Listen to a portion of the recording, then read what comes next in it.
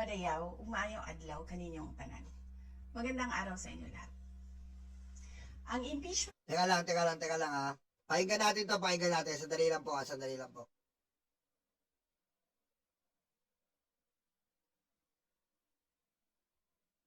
complaint na inendorso ng akbayan ay isang papel na walang kalakip na kahit anong ebidensyang magpapatunay sa mga paratang na isinasaad dito. Hindi na ito bago. Matatandaan na ang impeachment laban sa akin ay naging sagot nila sa aking pag-alis sa gabinete. Isang hakbang na isinagawa dahil hindi na maipaliwanag ng Pangulo ang patuloy na pagkalugmok ng bayan sa kahirapan, dulot ng kanyang kapabayaan at bisyo. Putek oh. Sinisi pa si BBM. Alam nyo, ang sabi sa batas, kung sino ang accuser, siya magpapatunay. Wala pa rin ngayon napapatunayan. Ugok. Aray ko.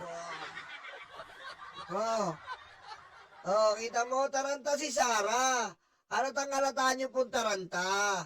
Taranta. Taranta na. Kasi, hindi niya na po mapaliwanag ang ang mangyayari ngayon. Kasi iba po ngayon di ba? Iba po ang mangyayari ngayon. Ang mangyayari ngayon is, ang mangyayari po ngayon, ang impeachment po ay tatalakayin po talaga kahit sa Kongreso pa lang. Yan po ang mangyayari ngayon. Di ba? Ganun po, parang lalong mas uminam pa. Lalong mas uminam. Lalong mas uminam po ang impeachment. Kasi, tatalakayin yan. Paano mo nasabing sufficient in substance, Your Honor, Mr. Chair? Aray ko. I can say it's sufficient in substance because in the COA, Sara Duterte has many disallowance.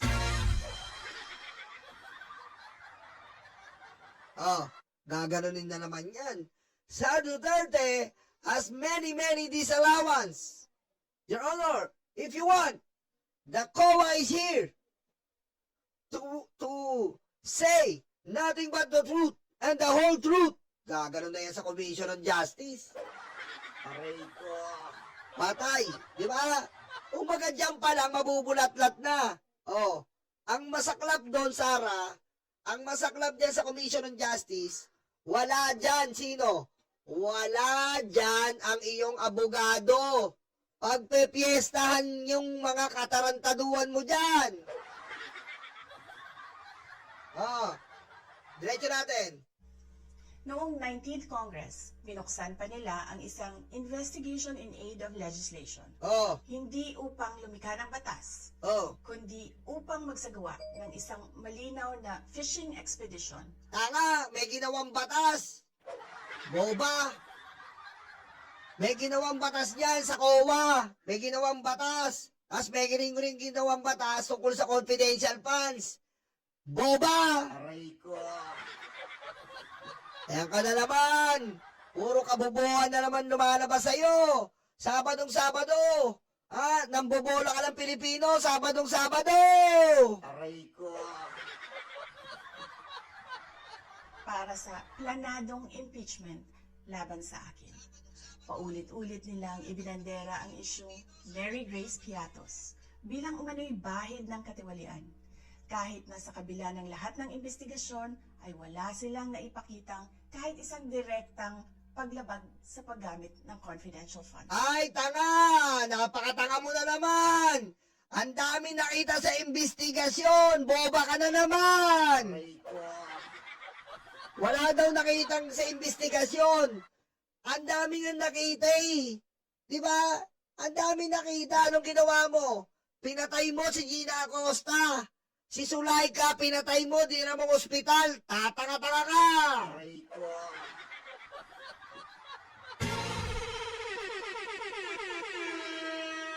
Kundi ba naman boba tong vice-presidente nyo? Bakit mo masabing boba, Nyolo? boba!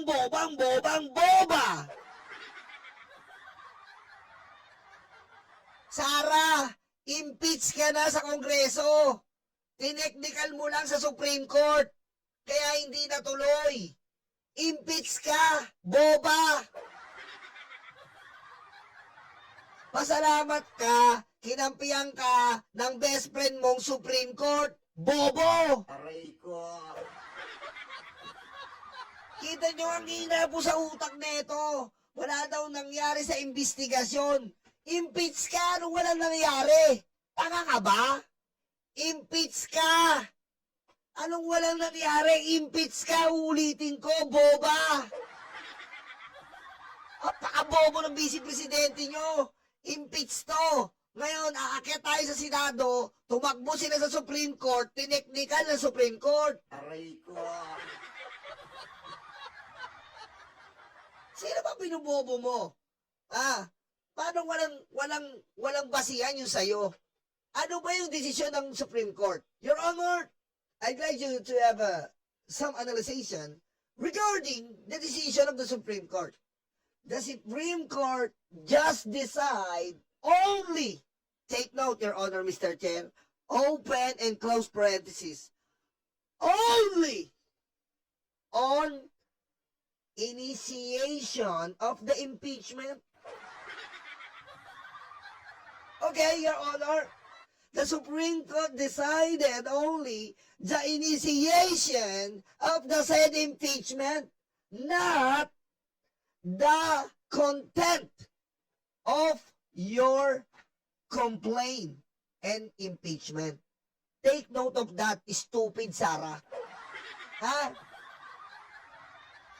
The Supreme Court only decided about the technicalities of the initiation of the impeachment, not the substance, not the content of the impeachment.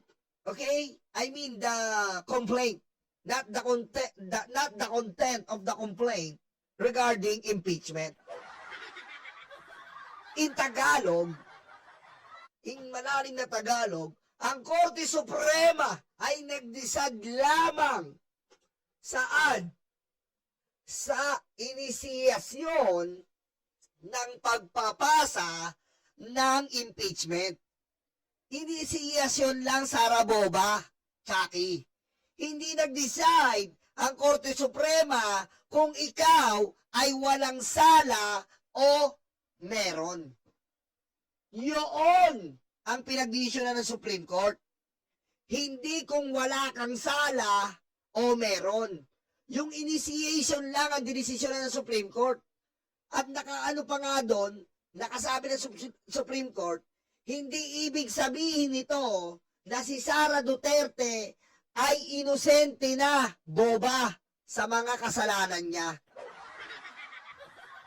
Yung Supreme Court mismo nagsabi na hindi ibig sabihin inosente ka, bobo. Aray ko. Kaya napakatanga po, napakatanga po ng vice-presidenteng to sa kasaysayan ng Pilipinas. Magnanakaw na, boba pa. Aray ko. Sumunod na dito ang bentahan ng mga pirma para sa impeachment at ang mga tinaguriang for later release project. Oh, nasaan ang ebidensya mo? Tanga. Nasaan ang ebidensya mo? Chismis na naman. Oh. Nasaan ang bentahan? Yung ginawa nyong edit AI version. Yung nakaganon si Romualdez sa pera, ayun ba yung sinasabi mong bentahan? Tanga. Oh. Magpapakita ka ng ebidensya. Oh. Wala kang pinapakita ng ebidensya, boba. Aray ko. Na ipinangako umano sa ilang miyembro ng Kamara. Oh, bakit pinangako umano? Dapat desidido ka, walang umano, di umano. Diretsa, boba. Upang itulang ang impeachment laban sa akin. Mga pangyayaring mismong inamin na ng ilang mambabatas sa kanilang mga naging pahayag.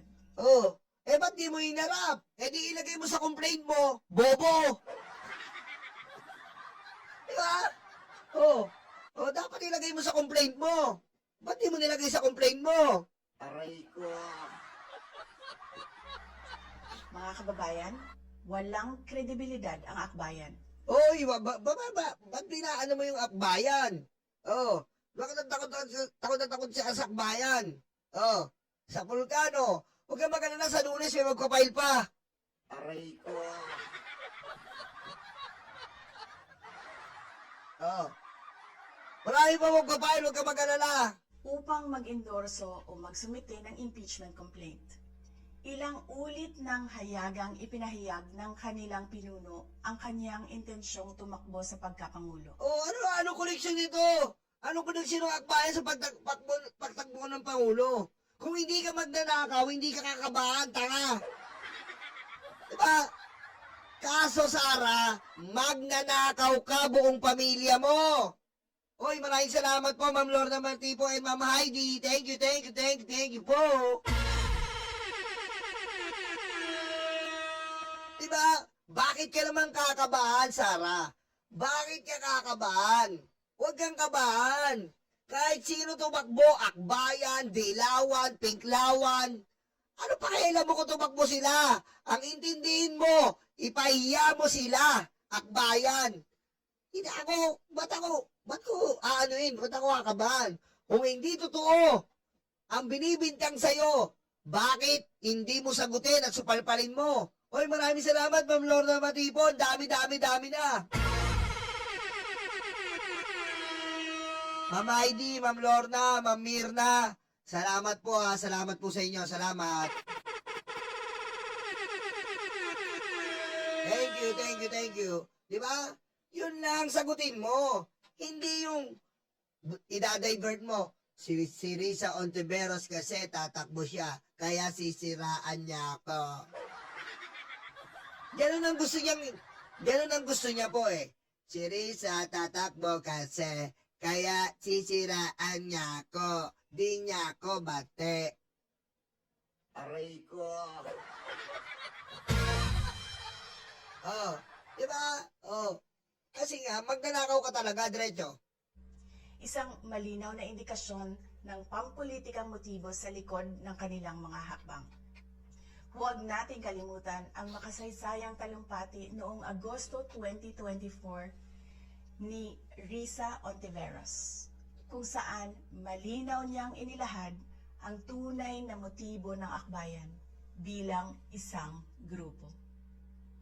At habang ang anak niya ay may kapangyarihan pa, hindi magiging madali ang ating laban. Tama naman si Risa dito eh. Hanggat nandiyan si Sara, may magnanakaw pang suga pa. Tama naman si Risa eh. In fairness to Risa Ontiveros, Risa is right all the way. Okay, if there's a Sara Duterte still in the vice president, okay, there's still corruption in this government. While VP Sara is in power, Oh. the threat of a full-blown Duterte comeback Oh. is still a very real and present danger. Tama. For one, they are supported by one major superpower, China. Oh, tama si Your Filipina page. Kailangan pa na manisi siya si Risa, magbanggit siya ng Kongreso, hindi mo madirect na sagutin ang sagot sa'yo. Sino si Mary Grace Piatos? Sinabi mo na eh. Oh, kung di ka ba naman tanga, dapat sinabi mo, mga kababayan, Assalamualaikum, magandang araw. Diba? Si Mary Grace Piatos ay kapitbahay ko. Tingnan nyo po, sabi ni Bato, maraming piyato sa Davao. Nagkalat ang piyato sa Davao. Kasi ang tatay ko, mahilig siya shabu. Ang korte niya, piyatos. Kaya naisip ko piyatos. Korting shabu na piyatos.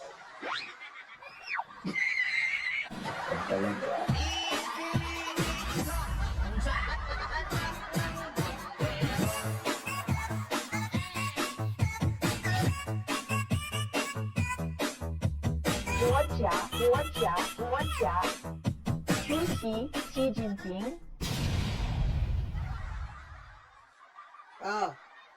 Imbis na ginanon mo na lang, maniniwala pa sana ako eh. Kung ginanon mo na lang, in-explain mo kung sino si Mary Grace Piatos para naman medyo mabawasan ang tingin sa'yo ng mga taong bayan na sobrang tanga mo. Aray ko. Walay! Wala kang ginawa kundi manise, akbayan. Wala kang ginawa kundi manise, kongreso. Wala kang ginawa kundi ganon manise. Hindi ka nagpapaliwanag direct to the point of the issue. Your Honor, Mr. Chair, when you are really involved and they are telling you that you are committed article of impeachment like betrayal of public trust, you answer direct to the point, Your Honor. Don't mind the other people. Answer right back so you can tell them you are idiot. Don't accuse me I'm innocent. They are the idiot ones. Like Trillanes idiot. Like Akbayan idiot. Because you tell the Filipino people the real Mary Grace Piatos. But in this case, Your Honor, Mr. Chair, Sara is accusing again Akbayan, Trillanes, and many more without answering Mary Grace Piatos. So stupid, Vice President.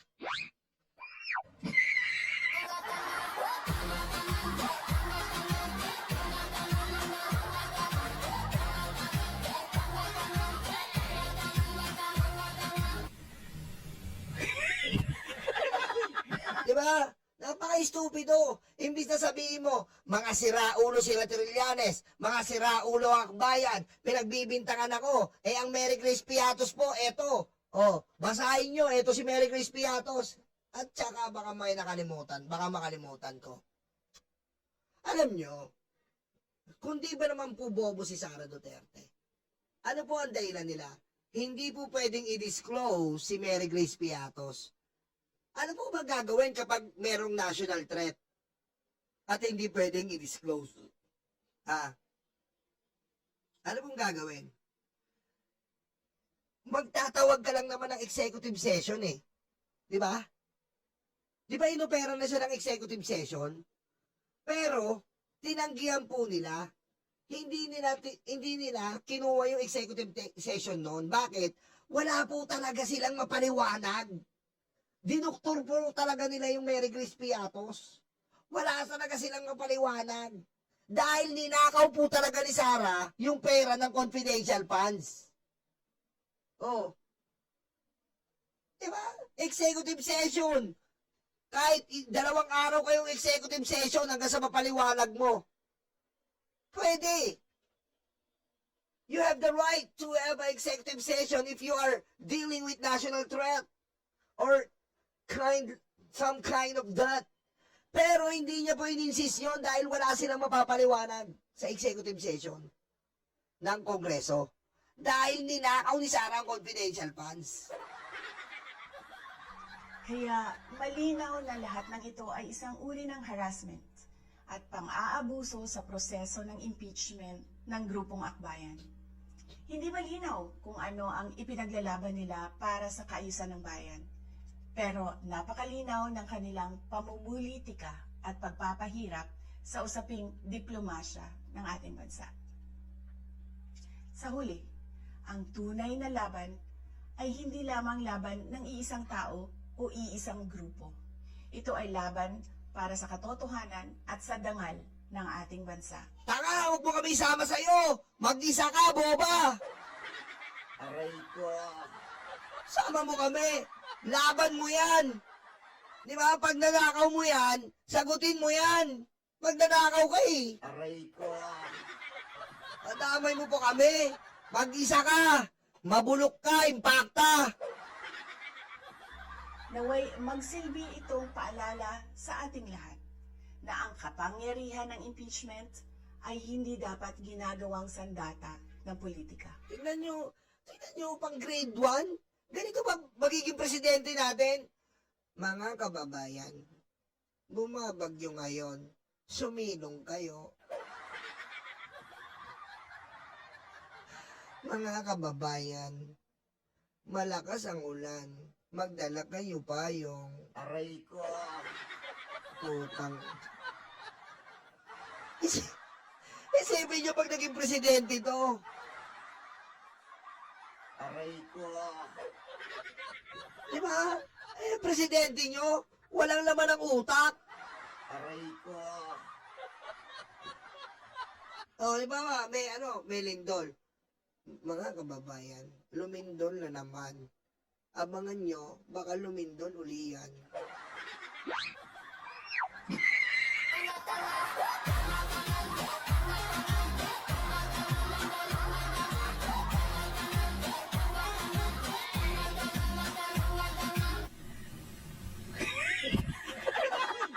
Alataan nyo po the way she talks, wala talagang laman ang ulo. Ang alam lang neto, magnakaw. Kasi yun po ang easiest way na gawin Ayun ang perfect niya, magnakaw. Ayun ang perfect ni Chucky, magnakaw. Pero yung mag-explain, magpaliwanag sa taong bayan, kita nyo, kahit lahat ng video niya panoorin nyo, walang kwenta. Dahil sa sobrang paliwanag niya nga, nagawa niya pang magbanta sa presidente at first lady at speaker. Dahil hindi, walang laman ang utak. Wala pong laman ang utak Walang sustansya magpaliwanag. Ang tanging alam niya, kabisado niya, magnakaw. Yan ang kabisado niya. Kundi isang banal na proseso para sa hustisya at pananagutan. Sapagkat Kaya nga mananagot ka Kaya mananagot ka. kapag nanaig ang abuso, ang tunay na talunan ay ang sambayanang Pilipino. Kaya alam mo naman pala yun Abuso ka Kaya nga kami talunan Kaya nga namin ginawa uli ang impeachment kasi talo kami nakaraan sa ayo Bobo ka talaga no? Hindi mo naisip yon? Kaya nga may second impeach uli Dahil talo kami sa'yo. Pero hindi kami susuko no patanggal ka sa pwesto, demonyo. Aray ko. Syukran. Syukran. Tuktukan ka namin Aray ko. Yan mga DDS. Yan ang vice presidente nyo. Yan ang future president nyo. Magnanakaw.